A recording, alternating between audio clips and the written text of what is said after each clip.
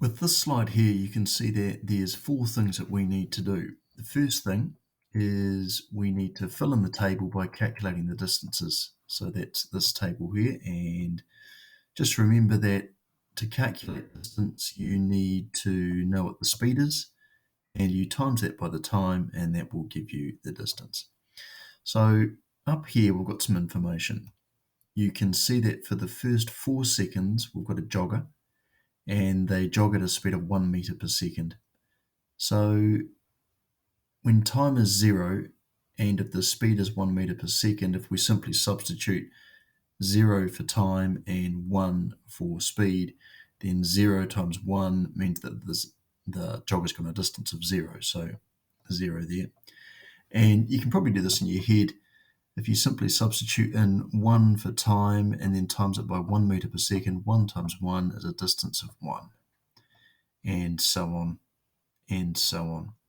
And after 4 seconds, the jogger's been going at 1 meter per second, which means they're now at a distance of 4 meters. And then you can see the jogger changes their speed, and they go at the speed of 2 meters per second for another 2 seconds. So what that means is the jogger's distance will be increasing by 2 now. So here and here, it will be increasing by 2. And then you can see the jogger stops for 2 seconds, which means that the distance here and here will remain the same. And then lastly, you can see that the jogger increases their speed to 4 meters per second, which means that the distance will go up by 4 and again by 4. The next thing that we've got to do is plot the distance time graph. First thing, at the title, time always goes on the x-axis, and then add distance here. Don't forget to add your units, meters for distance and seconds for time. The next thing that we've got to do is we've got to put in our scale for the distance, or the y-axis. And you can see that our scale needs to go up to 16. We've got to be careful that when we put our scale in, that we keep it the same each time. So starting at 0, and then if we make this here 2, you can see that we've gone up 2 units, which means that next time we need to go up 2 units. And so I'm going up in 2s here, 0, 2, 4, 6, and again notice we've gone up in 2 units, and so on.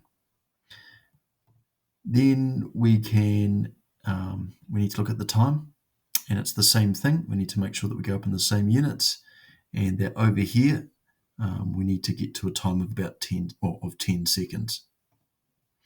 And you can see that all works nicely.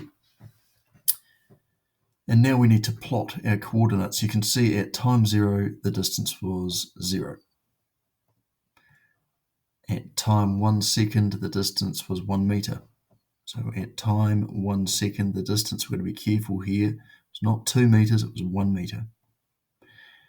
And so on, and so on.